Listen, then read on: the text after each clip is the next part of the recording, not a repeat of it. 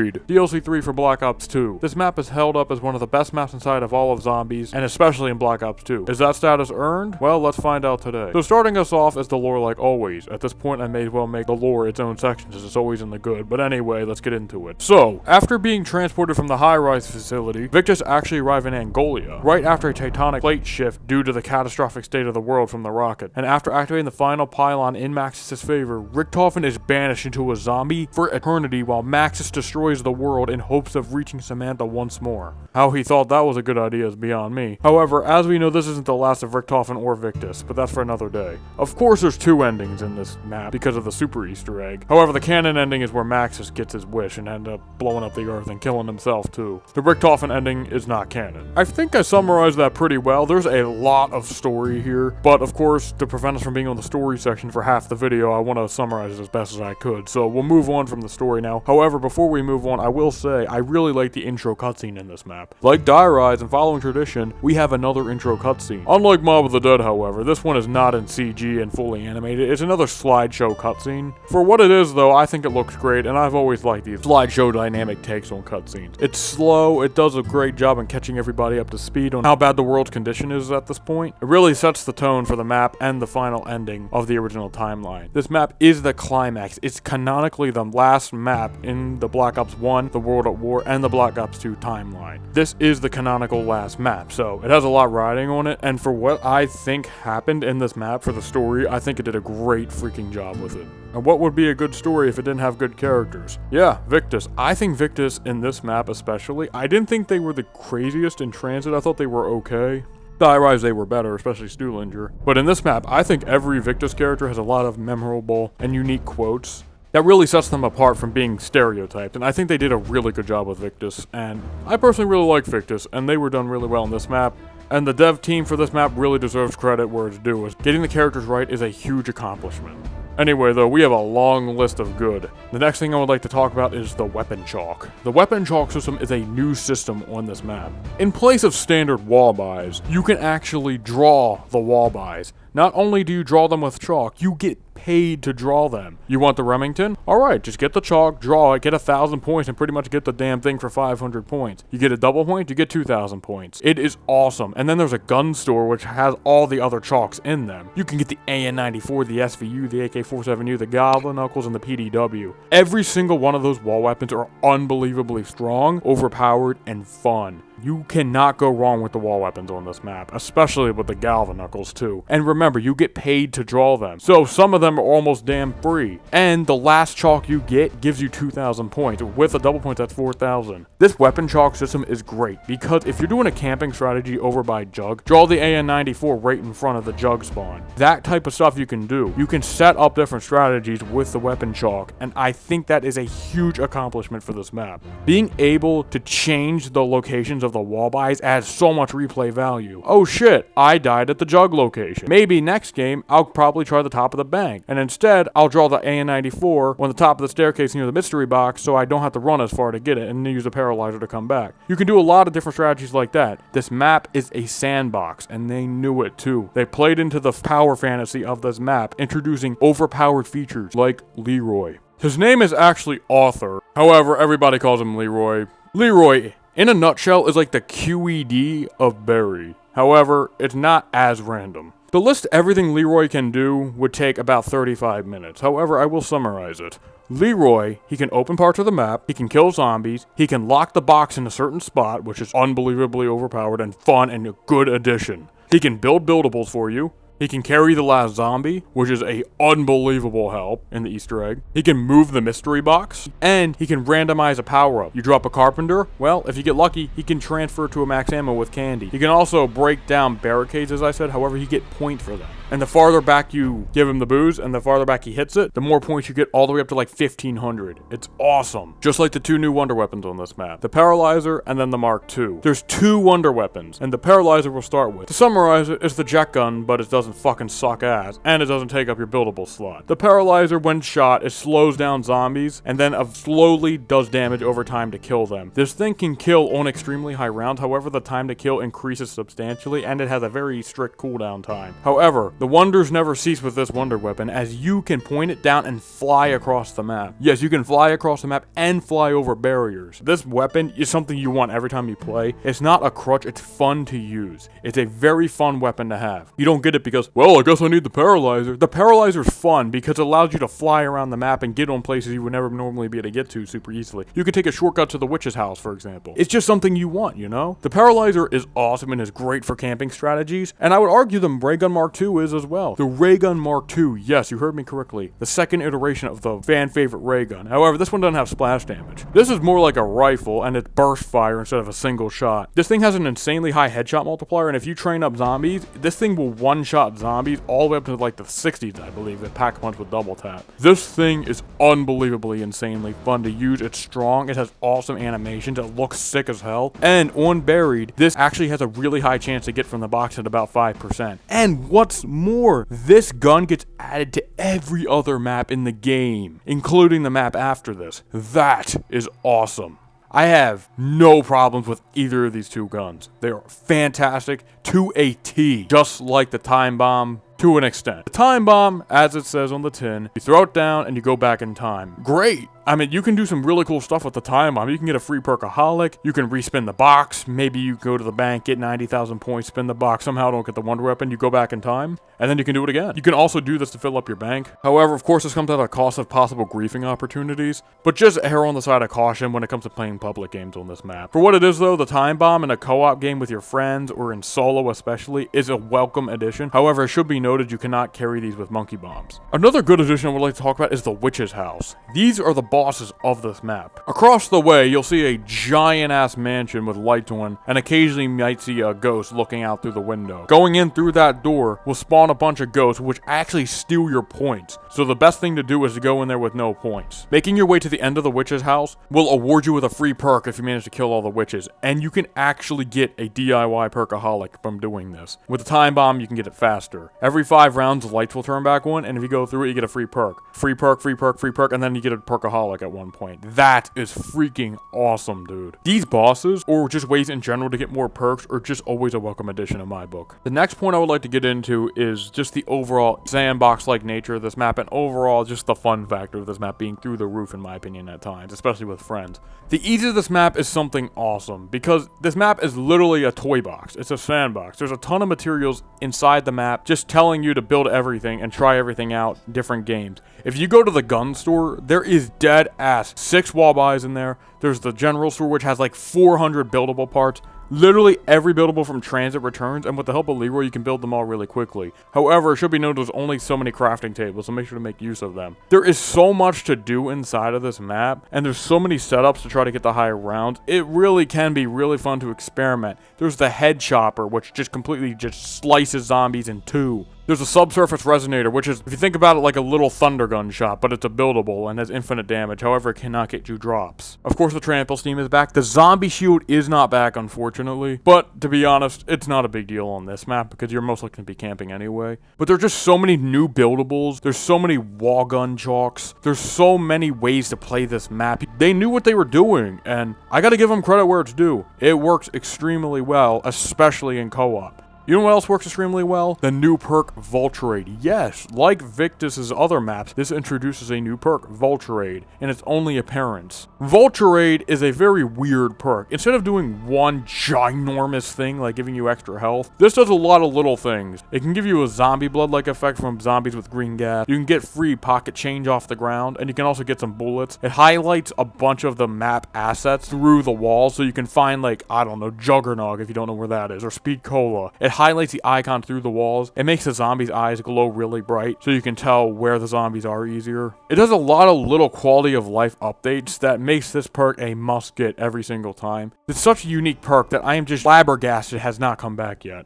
Just like in my opinion, this map's unique weapon, the Remington New Model Army. This is a shotgun-like pistol that never appears after this map. This gun is sick, and this gives this map a lot of personality. It is really suck, it never comes back. And one more thing I would like to talk about is the super Easter egg. Yes, there's a super Easter egg. Remember Die Rise in Transit with the nav card bullshit that literally not a single person on this planet knows how it functions properly? Well, on this map, if you manage to do Maxis or Richtofen's Easter egg with the same exact team, on the same exact maps, in the same exact order as the canonical way of going through them, well, you get a super Easter egg ending, which is what I talked about earlier. These all have different rewards, however, the Maxis ending, which I will be covering, sends Richtofen into a zombie who will have blue eyes, of course, before he's killed, and then if you kill him, he always drops a power-up. Also, you get a 90-second fire sale, if I'm not mistaken, and I think you get a 4-gun mule kick. It's a really cool thing and a giant incentive to actually go through the nightmare that is Die Rise and Transit Easter eggs. At least it has some kind of payoff, but unfortunately it's not a game-to-game payoff, it's a one-game payoff, which definitely hurts it a little bit in my opinion. Man, I feel like we were on the good section for a hot minute there. However, unfortunately, we have to talk about the bad things of this map. Starting with the maze. I think the maze is a terrible addition, I am sorry. I know the Paralyzer trivializes it, but at that point, why even have the maze? The Paralyzer should at this point just let you just fly over the entire maze. Instead, it comes off as clunky and blows down the game's pacing to a crawl if you don't memorize all 95 locations of the maze. I just don't like the maze. Also because of the fact you can't go back unless you have a ray gun and you destroy the other fountain outside the witch's house. That is bullshit. Because the only way to go back is to go through the witch's house and lose your possible points. I just don't think the maze was necessary. Because at a point, you may as well just get rid of the maze entirely with the Paralyzer somehow, if you're allowed to fly over doors with it. It just comes off as redundant and just a last minute type of addition to make the maze a little more bearable. Overall, the maze sucks, and the Pack-a-Punch is right through it too. So you have to go through the maze in order to get Pack-a-Punch, which I think is terrible design. Why are you forced to go through the maze every single time you want to Pack-a-Punch? And what's worse is the maze randomizes every time you go through the witch's house. So not only when you go through the witch's house, you're gonna have to deal with the bullshit in there, but when you get out, the maze will be different from the last time you went. I pity anybody who's trying to do an all guns Pack-a-Punch on Berry challenge. I also pity the people who made the new build system in Mob of the Dead, as that shit is not here anymore. Why, on God's green earth, is there no build system for Mob of the Dead? Why can we only carry the candy and booze one at a time? I don't get it. It makes no sense, especially with all the buildables on this map. Yes, Leroy can build them for you. However, you still need to get the first part of it and then craft it onto the table to ensure Leroy builds you the correct machine. Because if you give Leroy the candy, he'll actually build a random buildable. You need to get the first part of, say, the trample steam, craft it onto the table, and then give Leroy the candy. Why can't you just tell him which one you want to get? One step forward, 2 steps back, man. Come on. And the worst part is we're not even done yet.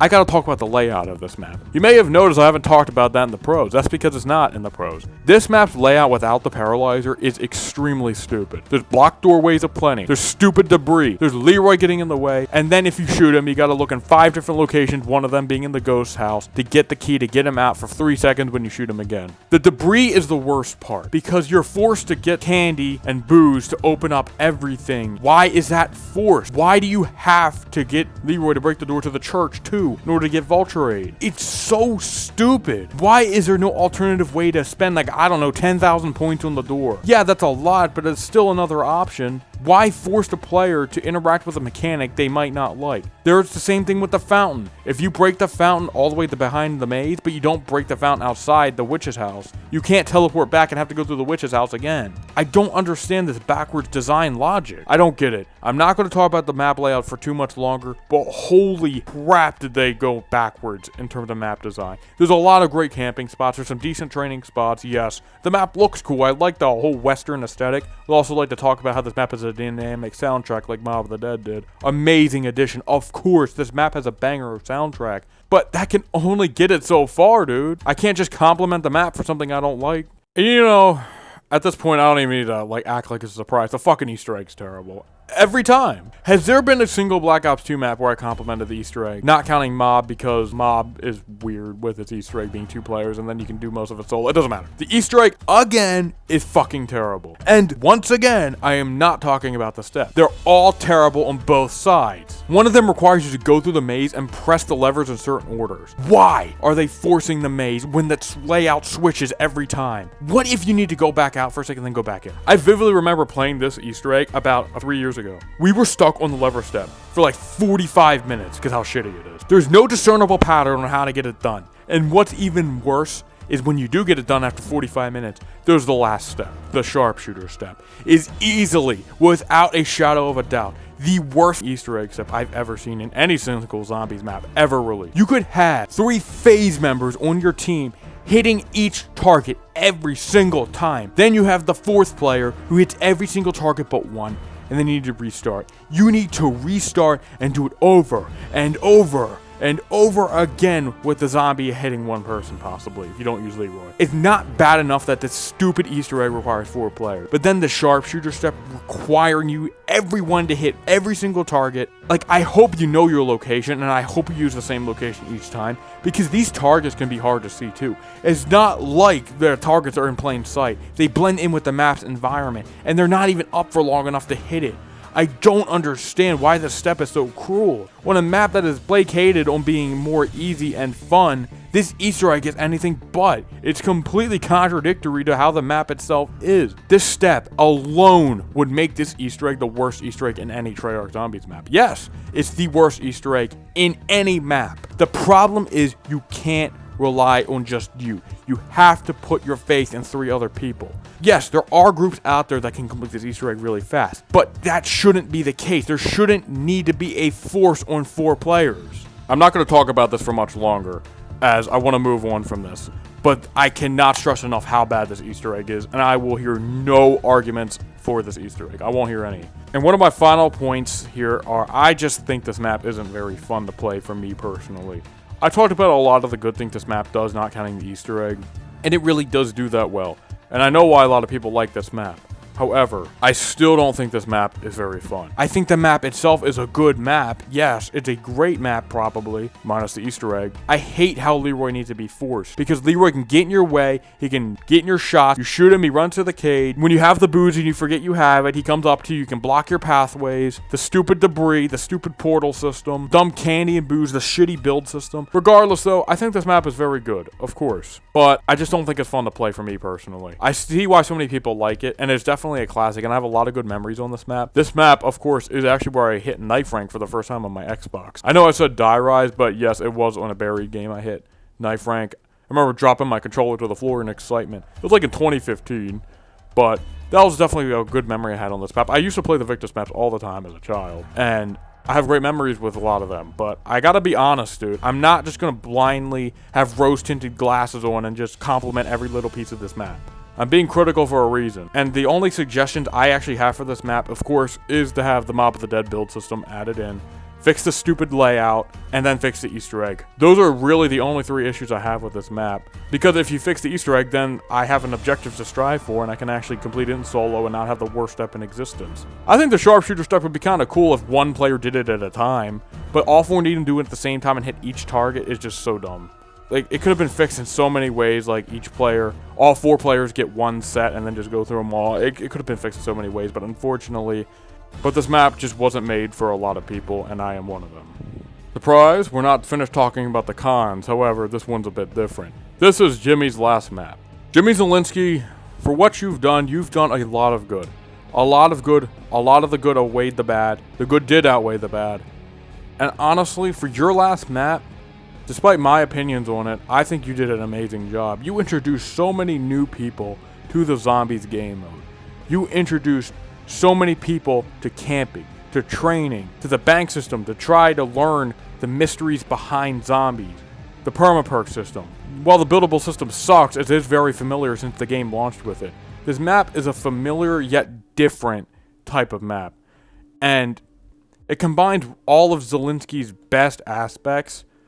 His crazy, wacky vision for zombies, his sandbox-like adventurous aspect, the random craziness like in the Wonder Weapons from the box, and the great storytelling Zielinski is known for, all in one giant package as his final goodbye to zombies.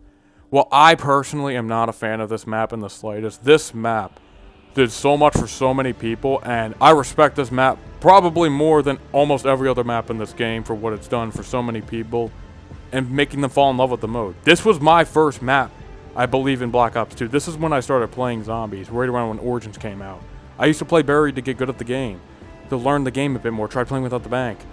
No Pack-a-Punch challenges. This map done so much. It did so much for me. I bet it did so much for some of the people watching this, possibly. And for that, I gotta say thanks, Jimmy Zielinski.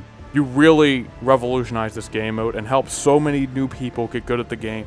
So many people fall in love with the game by having such an easy and relaxing map.